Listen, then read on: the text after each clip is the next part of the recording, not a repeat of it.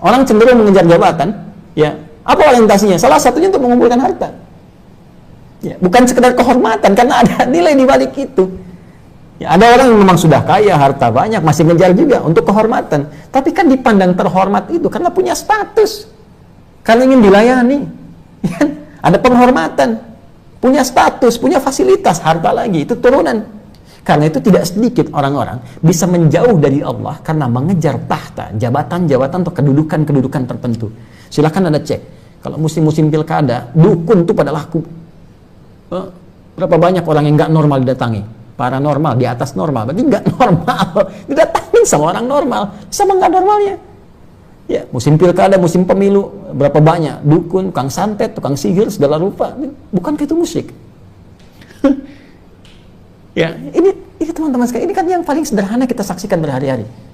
Pada puncaknya ketika merasa kemudian ini terkumpul, merasa menjadi kuat, kedudukan kemudian merasa punya, harta merasa berlimpah. Ini biasanya kalau sudah masuk tahta, mendapatkan servis, fasilitas pelayanan, cenderung mempertahankan tahta. Ini yang bahaya. Maka dari sini sudah mulai muncul sifat melampaui batas. Dalam bahasa Al-Quran, termasuk bahasa Arab, ya, dan tajam di Al-Quran itu disebut dengan togha namanya, togha. Ya, ini sifat melampaui batas. Ya, Firaun, ya, ketika melampaui batas, Firaun itu kan Farao, ya, gelar bagi raja-raja di Mesir. Raja-raja sebelumnya biasa, ya, tapi ketika masuk pada raja tertentu, kemudian mendapatkan warisan tahta, bersikap melampaui batas, muncullah peringatan di Al-Quran yang diabadikan, ya. Peringatan di masa lalu diabadikan di Al-Quran. Lihat Quran surah ke-79 misalnya, ya, An-Nazi'at di ayat ke-17. Ya. Idhab, perintah pada Nabi Musa alaihissalam, diabadikan informasinya kepada Nabi Muhammad sallallahu alaihi wasallam. Idhab ila fir'auna innahu tagha.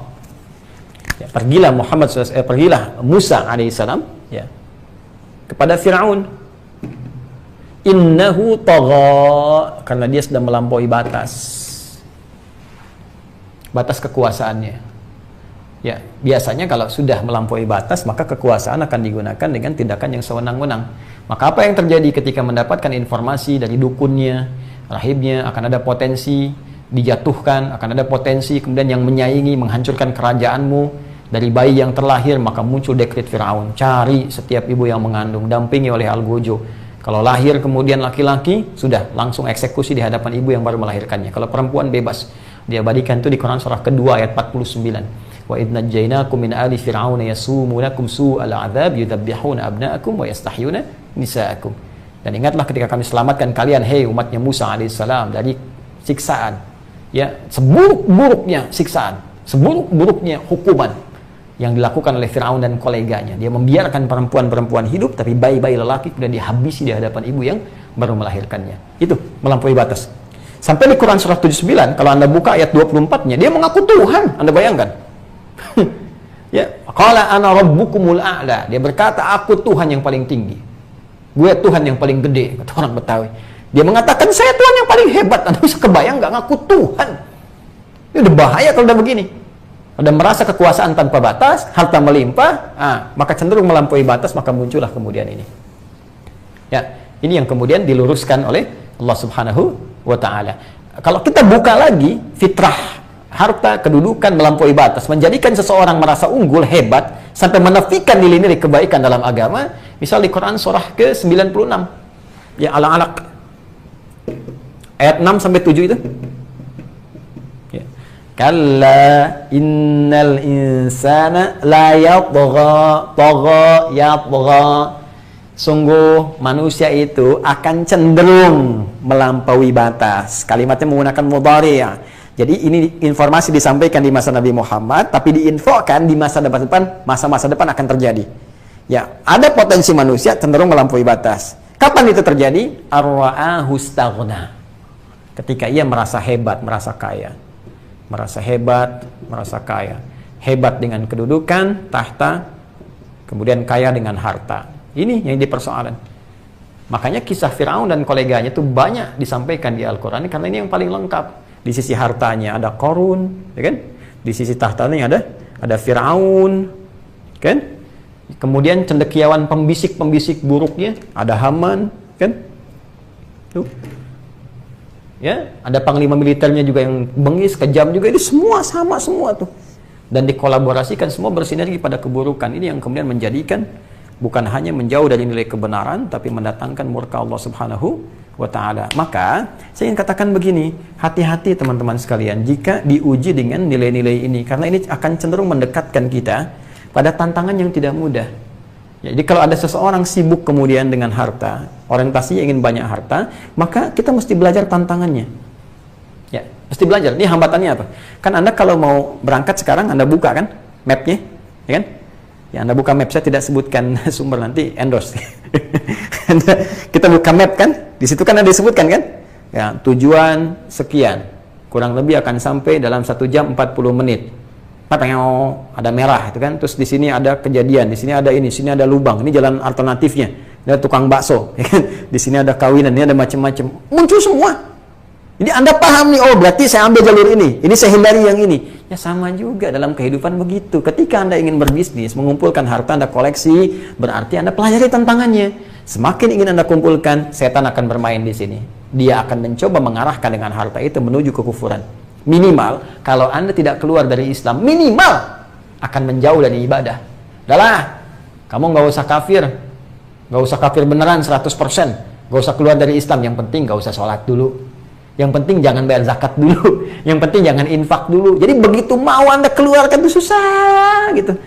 Ke mall bisa 1 juta. Zakat mal Jumatan cuma 100.000. Lihat besok nih. Makanya saya sarankan tuh pada pengurus DKM, ya, dampingi kotak infak itu, jangan cuma yang kotak begitu. Sekali-kali tuh ada yang kayak di mall tuh yang pakai ATM, yang gesek, yang tinggal masukin tuh, ya. Nah itu kali-kali kasih yang begitu aja tuh, ya. Jadi infaknya pakai begitu tuh, masukin, gesek, masukin, gesek. Mungkin nominalnya akan beda, karena kotaknya kan terbatas itu.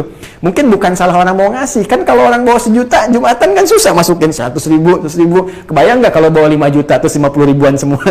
Ya kotak infak mandek di dia begini-begini kan jadi resiko juga.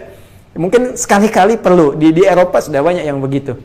Ya udah pakai alat tuh kan, ada yang kotak, ada yang alat, ada yang food donation juga ada, ya, ada yang pakai makanan. Ini mungkin bisa juga ya kita inisiasikan ke arah sana. Tapi yang paling penting patut diingat, tipu daya setan tuh begitu. Dipakai sibuk, lama-lama dibuat Anda menjauh dari Islam.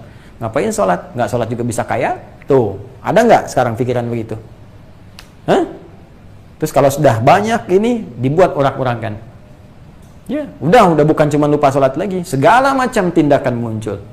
Bikin kebisingan, bikin ribut-ribut, masuk ke dunia narkoba, bikin macam-macam. Nah inilah sudah rusaklah kehidupan. Termasuk teman-teman, Anda juga hati-hati. Anda yang ingin mengejar tahta, kedudukan, tidak salah, boleh. Dengan harta bagus, silahkan kalau bisa sekaya-kayanya.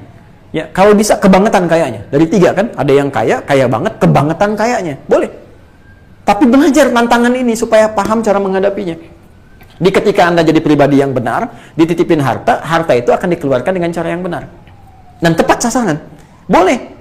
Ya, Utsman kan kaya, kebangetan kayanya. Abdurrahman bin Auf juga kebangetan kayanya. Kapak terbuat dari emas, tapi tahajud tiap malam, khatam Al-Quran. Infak juga, asetnya dermawan dan sebagainya. Sampai sekarang bisa dirasakan manfaatnya. Ya, dan mulia di hadapan Allah dan Rasulnya. Kita bisa ikuti jejak itu. Nah, yang mau kejar tahta juga boleh. Banyak kok sahabat Nabi yang punya kedudukan. Ya, Muawiyah bin Abi Sufyan, Amr bin As, banyak sahabat-sahabat yang lain punya kedudukan yang bagus. Tapi dengan kedudukan itu mereka bikin kebijakan-kebijakan yang baik. Tapi jangan lupa, untuk menuju kedudukan ini setan juga bermain, bisa membuat Anda kufur. Hati-hati. Paling bahaya syirik. Syirik tuh. Tadi sekarang mau musim pilkada, datang ke dukun, datang ke ini, mulai pertengkaran. Ya paling minimal udahlah, jangan musyrik, bikin hoax saja. Bikin hoax, saling serang, saling jelek-jelekan. Ya gibah kan resikonya tinggi, teman-teman sekalian. Saling ribut. Ya katanya mau maju, tapi ribut-ribut terus. Ya, saya mungkin akan lebih bagus kalau saya sarankan bikin aja ke depan pendidikan. Misalnya sekolah khusus presiden, gitu kan? Di partai itu ngambil dari situ aja tuh, kualifikasinya dibagusin. Lemhanas mungkin bisa buka tuh, ya, ke depan sekolah khusus presiden, pendidikannya presiden tuh, kenalin di situ Indonesia, luasnya sekian, geografisnya sekian, pulaunya sekian, ini yang dikerjakan ini, undang-undangnya ini. Jadi memang dari dia sekolah, cita-cita jadi presiden, belajar semua tentang kepresidenan, sehingga pilihannya jelas. Sekolah menteri ini sekolah Kementerian Agama, BUMN, ini semua dan sebagainya, jurusannya ke situ spesifik, kalau bisa. Sehingga nanti nggak bingung-bingung lagi, udah pakar di bidangnya, udah nganalisis secara geopolitik, secara dunia bagaimana, perkembangannya apa. Nggak susah-susah. Ya usulan saja, diterima alhamdulillah, tidak ya monggo dikaji lagi. Ya, tapi hati-hati, setiap Anda akan ke sini, walaupun boleh tantangan tidak mudah.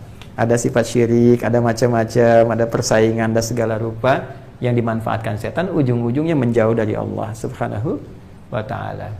Ya, target paling tinggi setan kan ini, ingkar, kehilangan iman. Ya, atau bagi yang belum beriman, anti iman. Ya, coba silahkan kalau nggak percaya cek. Bukankah dalam perebutan kedudukan tahta, di sini kan politik aspeknya, di sini ekonomi, tapi ideologi tidak terpisahkan kan?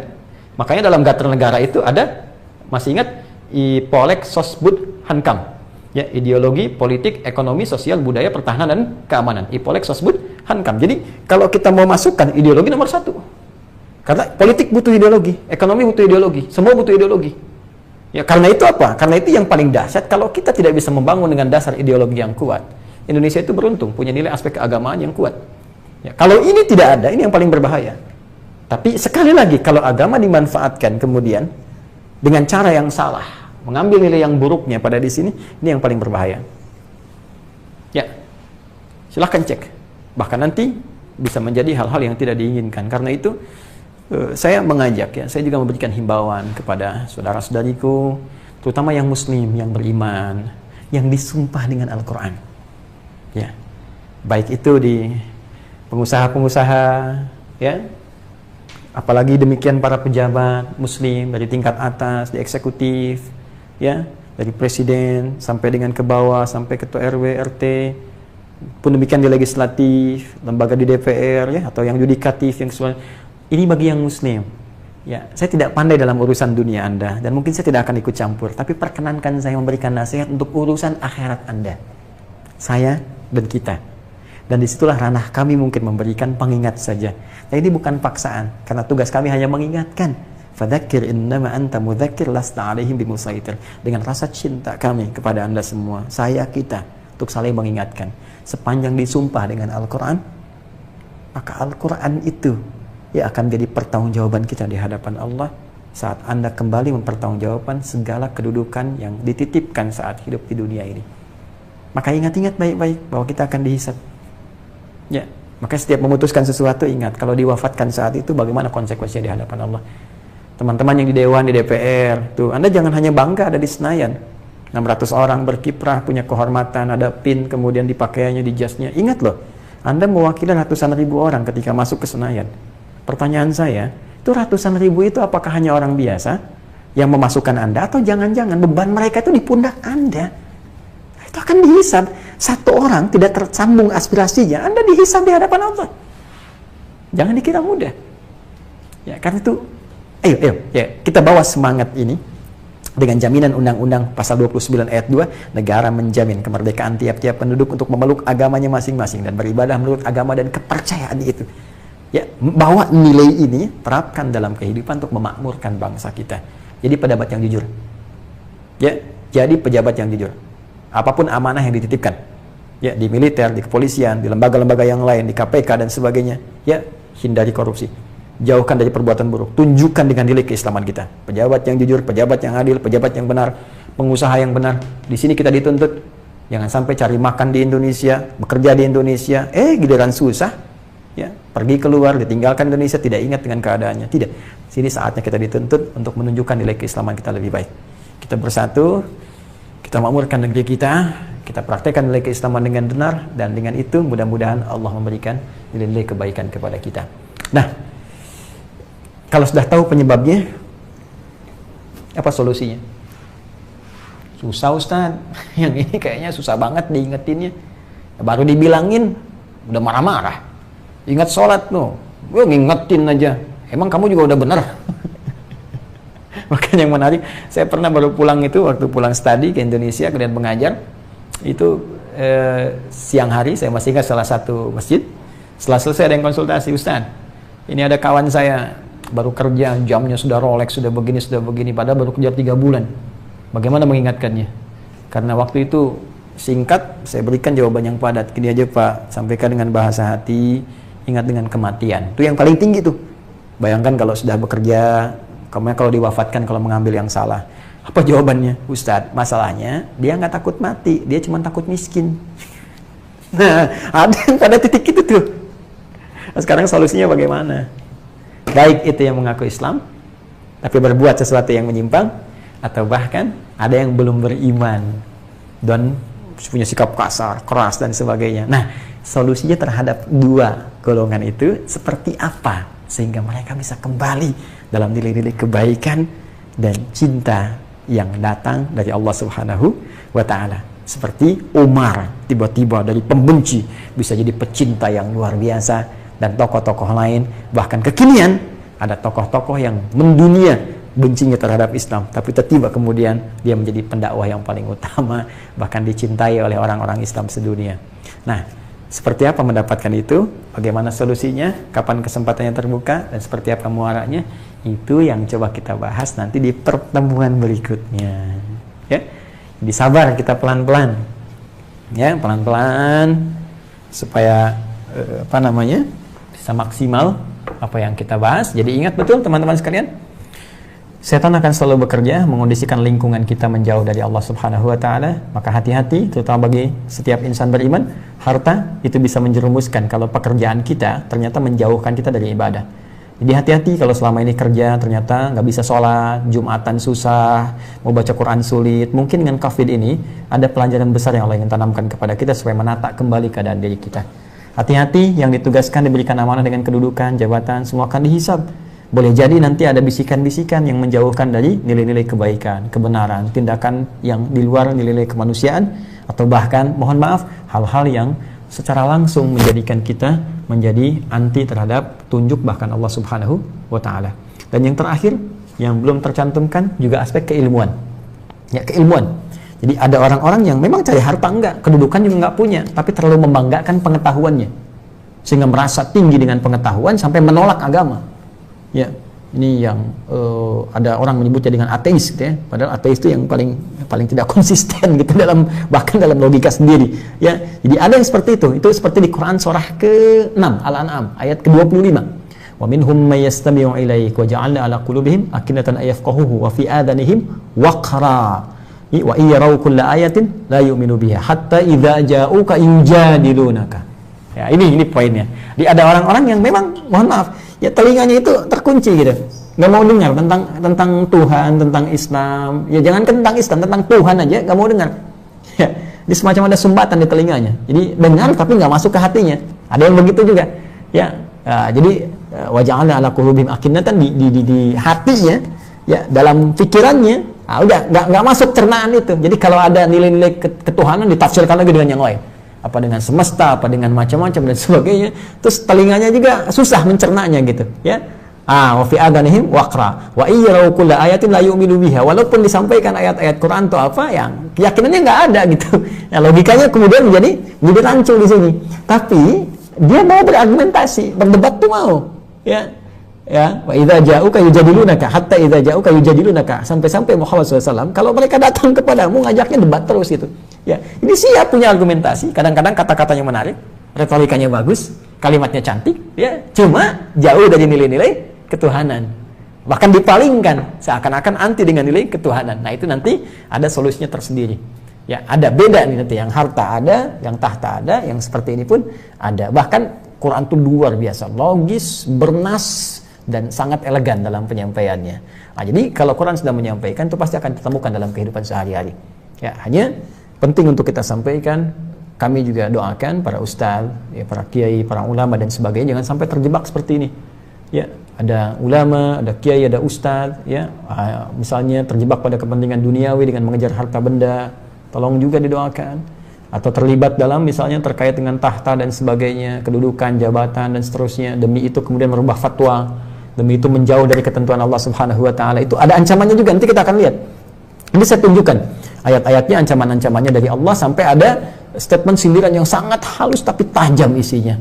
Ya, kalau bahasa bebasnya begini, kamu tuh jadi ulama, sudah aku angkat derajatnya sampai derajat yang tertinggi. Kamu kok sudah jadi ahli langit, kok mau jadi ahli dunia? Jadi ada kalimat-kalimat, jika memang dengan itu menjadi tidak benar keulamaannya. Kalau baik sih nggak ada masalah. Ya, Nah, nanti kita akan lihat solusinya seperti apa, kemudian kesempatannya sampai kapan, dan muaranya seperti apa itu di edisi yang berikutnya pada kesempatan yang akan datang. Nah, saya penting sampaikan ini sebagai pengingat. Dan ini pelajaran terbuka. Ya, dan jangan sampai kita punya pemahaman bahwa ini menyindir satu menit, tidak. Tapi kalau Anda merasa tersindir, itu satu hal yang bagus. Artinya apa? Ada fitrah kita yang kemudian membawa kita untuk berubah. Ya, kan saya tidak pernah menyebutkan siapapun, si fulan, si B, si C. Saya hanya menyampaikan satu gambaran pengetahuan terbuka. Tapi kalau itu kemudian jadi kontradiktif dengan bahasa hati kita, wah ini nih, wah begini, ini kayaknya saya. Nah, itu berarti petunjuk Allah untuk merubah kita lebih baik. Yaitu di luar kemampuan kami untuk menyampaikan saja, dan hanya Allah yang memberikan hidayah kepada kita semua. Yang penting kita saling mendoakan dalam kebaikan. Itu materi kita hari ini. Izin menyampaikan informasi teman-teman sekalian.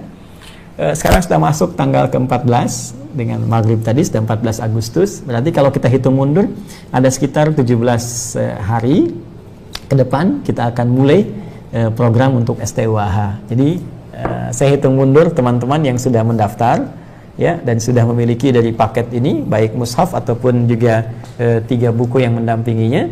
17 hari lagi kita akan mulai, ya. Kemudian besok nanti saya akan perkenalkan. Mohon izin dan mohon maaf, kemarin saya berjanji hari Jumat pekan lalu saya ingin menunjukkan tentang suasana bagaimana persiapan kita untuk September nanti, tapi ternyata ada beberapa yang belum siap. Jadi untuk perangkat-perangkatnya, karena saya mengatakan pada Anda kita siapkan bahkan tempat baru, gedung baru dengan fasilitas yang baru untuk mendukung program ini, ya. Dan itu alhamdulillah kita sudah siapkan, jadi kami tidak membuka apapun. Hati-hati ya, kalau ada menyampaikan donasi atas nama saya atau apa, Anda cek lagi di web kita yang resmi. Telepon ya ke akhir center, ini benar enggak, karena boleh jadi diduga nanti ada hal-hal tertentu yang memanfaatkan dan tidak pada tempatnya, ya. Nanti saya infokan lebih dalam lagi. Besok nanti kita tunjukkan, kita sudah siapkan, jadi nanti ada timnya, divisi khusus, ALC namanya, Attention Learning Center. Nanti kita tunjukkan ya, ada ruangannya, ini loh operatornya, musyrifnya, ada yang musyrif, ada yang musyrifah, untuk laki-laki, perempuan. Nanti sistemnya seperti apa, dan kita akan mulai pendidikannya di bulan September nanti, ya. Besok nanti kita sampaikan, kita ambil dulu videonya, kemudian disampaikan pada teman-teman. Dan jangan khawatir, saya sudah petakan pada 3 bagian, ya. Jadi nanti teman-teman yang sudah dapatkan ini pada gelombang pertama, kemudian nanti kita siapkan di gelombang kedua yang sering dapat masukan, Ustaz ini kami punya dana terbatas, ini jangan khawatir, tenang aja. Nanti kan saya katakan dari awal itu nanti ada subsidi pada yang kedua supaya nanti kita bisa cetak lebih baik, gitu kan. Kemudian nanti ada support kepada yang lain, ya. Ini juga nanti ada yang ke gedung, ada yang ke buku, ada yang ke macam-macam. Jadi semua terpakai dalam nilai kebaikan. Nanti Ustaz saya nggak ada sama sekali, jangan khawatir. Nanti insya Allah kita siapkan. Ini nanti untuk teman-teman ada keterbatasan, nggak ada masalah, kita siapkan. Orientasi kita bukan dunia kok, ya. Ya nanti insya Allah ada bagian mushaf yang kita bebaskan, ya. Nanti ke depan buatkan aplikasi juga, karena sekali lagi saya konsisten, saya tidak mengambil 1 rupiah pun untuk mushaf ini, ya. Tapi kami desain infak pertama itu untuk nanti saling mensubsidi pada yang selanjutnya. Bahkan nanti mudah-mudahan kalau sudah tertutup kita untuk 10.000, kemudian cukup, udah yang lain kita gratiskan, kita bebaskan. Yang penting kita semua jadi ahli Quran, ya, dalam pandangan Allah Subhanahu wa Ta'ala. Jadi bersabar teman-teman, itu satu. Yang kedua terkait dengan kekinian, insya Allah kita turut berbahagia bahwa dalam 3 hari ke depan, insya Allah di hari Senin, ya, hari Senin itu sudah masuk pada hari tanggal 17 Agustus 1945, itu hari berbahagia untuk seluruh warga negara Indonesia, bangsa Indonesia, kita semua, saya, Anda, kita sangat berbahagia sudah sampai usia bangsa ini 75 tahun. Karena itu dalam persiapan menyongsong dan memperingati hari kemerdekaan kita, saya mengajak untuk semua belajar kembali tentang Indonesia supaya kita bisa lebih cinta Indonesia, negara kita tercinta, belajar tentang alamnya, belajar tentang potensinya, sehingga kita merasakan bahwa kita ini tinggal di negara hebat, tinggal di tempat yang diberkahi oleh Allah Subhanahu wa Ta'ala, yang dengan itu semua boleh jadi dipilih kita untuk tinggal di negara yang kita cintai ini karena memang kita yang paling layak untuk memakmurkannya, ya.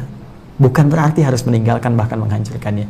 Ayo kita belajar lagi untuk mencintai bangsa kita, memakmurkannya. Dan saya berharap pada teman-teman yang belajar dimanapun jadi ahli-ahli, pulang kita bangun bangsa kita, kita jadikan makmur, ya, jadikan sebagai inspirasi di dunia ini. dan kita hadirkan nilai-nilai kebaikan yang dengan itu semoga kita bawa pulang kepada Allah dengan kebanggaan dan amal soleh di hadapan Allah Subhanahu wa taala. Demikian yang kami sampaikan, semoga bermanfaat dan semoga dari Allah Subhanahu wa taala. Berjumpa di pekan yang akan datang dengan kajian yang sama, Aqsa Al-Quran Sunnah Solution. Subhanakallahumma bihamdika asyhadu an la ilaha illa anta nastaghfiruka wa natubu ilaik. Allahumma taqabbal minna innaka antas samiul alim wa tub alaina innaka antat tawwabur rahim. Rabbana atina fid dunya hasanah wa fil akhirati hasanah wa qina adzabannar. Wa akhiru da'wana alhamdulillahi rabbil alamin. Wassalamualaikum warahmatullahi wabarakatuh.